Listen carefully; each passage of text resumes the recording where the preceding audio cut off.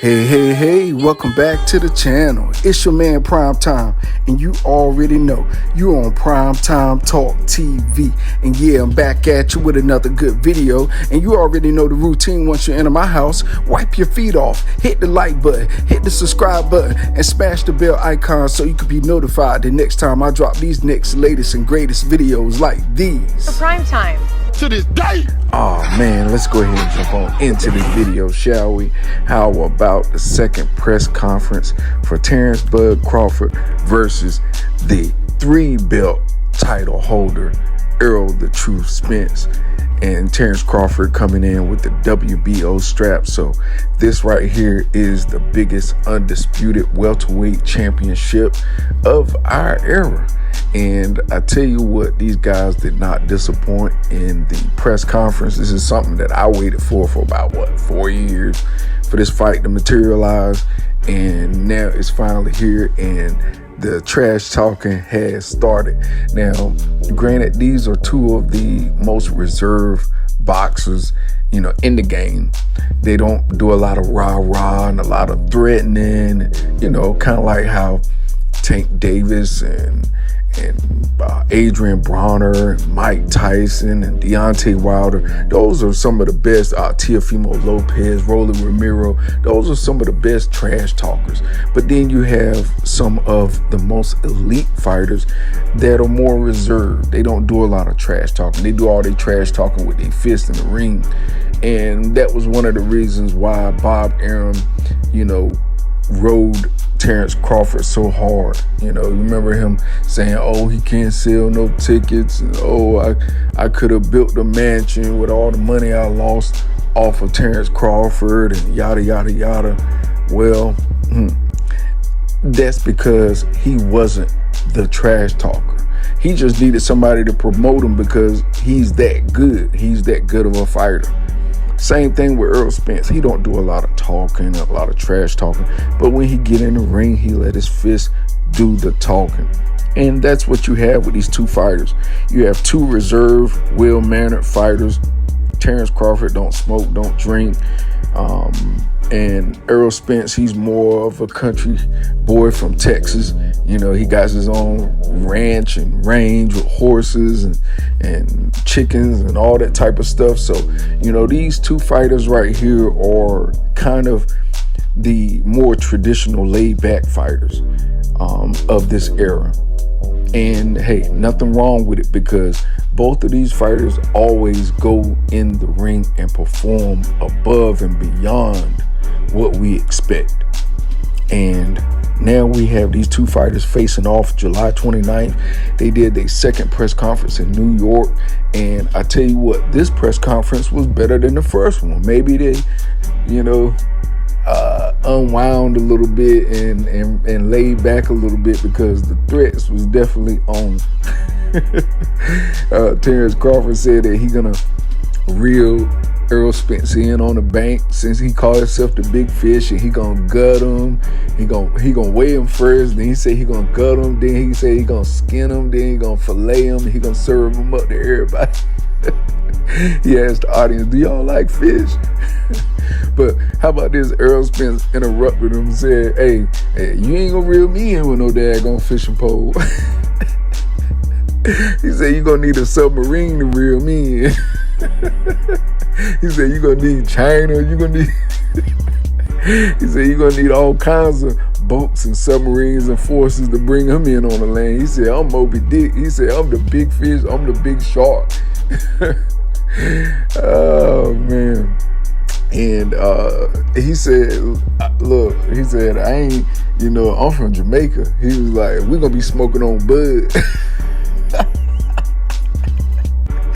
Yo, these guys definitely were on one today. Do you hear me? He said, yeah, it's legal in Vegas, so we're gonna be smoking on bud. We're gonna smoke on that bud pack. Crazy, man. Both of these fighters, I tell you what, they didn't hold their tongue on this press conference. I entirely enjoyed it. And what's crazy is Teofimo Lopez was standing in front row like he was ready to interview. I didn't even notice him there until the end, but it was crazy to see Tio up in there. I guess he said, look, New York, my area, I'm going to be to this one. So he made it to the press conference. And I tell you what, y'all, this is the fight y'all want to see. This is that generational fight. Like they said, this is that Tommy Hearns versus Marvin Hagler. This is that Roberto Duran versus Sugar Ray Leonard. This is that big fight. This is that transitional generational fight to where you don't have this but every 10 years, 10, 20 years, a type of fight like this makes itself known to boxers and fans around the world, especially combat fans. If you love just fighting, boxing, and if you love mixed martial arts, this is the fight you want to watch. This is that one of a lifetime type of fight that we rarely get, because a lot of fighters are worrying about protecting their O's. They're worrying about the wrong things. Then you got promoters worrying about them losing their O as well, so they don't want to put them in the line of fire. But here you have two of the very best in the world, in the welterweight division, in boxing, fighting each other, heading off at each other July 29th. And it don't get no better than that, for real. It really don't. I'm looking forward to this fight just because it's so many questions, it's so many unknowns, there's so many variables in this fight. Is Terence Crawford going to move forward? Is Terence Crawford going to take the punches that Errol Spence throw at him easily? Is Errol Spence going to adapt to Terence Crawford switch hitting, going from orthodox to southpaw? It's so many questions to this fight. And what's good about it is don't nobody know. Don't nobody know who is going to win this fight. You can say what you want to say. You can feel how you want to feel. You can talk how you want to talk. But at the end of the day, can't nobody get in this ring and fight for these guys but themselves. Not their coaches, not their team, not their fans, not their announcers, not the judge. Just Terence Crawford and Errol Spence. They will have to fight off and figure out who will get broke first. Who is the strongest? Who will take the punches? Who will dish out the best punches? And can somebody get a KO? Or are we going to see a draw? Are we going to see two fighters fight all the way to the very, very end of this thing and we don't get no true definition of who's the best? It could be a 50-50 fight. It could end up being a draw. The judges could be baffled and saying we don't know who won. Or Terence Crawford could do what he said he's going to do. He could end up knocking out Errol Spence. Or Errol Spence could do what he said he's going to do. He's going to walk down and punish and break Terence Crawford's will. A lot of people saying, oh, well, Errol Spence ain't the same since the car accident. Well, he took 3 belts, 2 belts right after that car accident. So I think that question is put to bed. You know what I mean? He beat 2 former champions in their prime and took their belts after his car accident, after getting thrown from a windshield almost over 100 miles an hour. Yeah. Yeah. And so you got questions if this guy can do what he say he gonna do. A lot of times when you go through a life-threatening injury like that, or a series in your life to where, your life was threatening, you could have been gone. Well, a lot of times it gives you that second chance. And that's what Errol Spence said. He said that car accident gave him a wake-up call, a second chance on life. And that's why he's fighting at the magnitude he is. Think about this. He fought Danny Garcia right after the car accident. He beat Danny Garcia so bad, Danny Garcia went to a different weight class. He ain't even came back. Yeah. And the same Errol Spence has been cracking other guys' eye sockets. Yordenis Ugas still ain't came back and fought yet. So when I say this fight has all the tangibles of one of the greatest fights in our era, in our lifetime, this is it. This is it. If your pops and your uncles and your grandfather and them watch boxing and they love Ali and all them type of fighters, well, this is our era that your grandparents and grandfather and uncles and your pops and all them grew up in. This is our era. This is our time. This is that generational talent fight.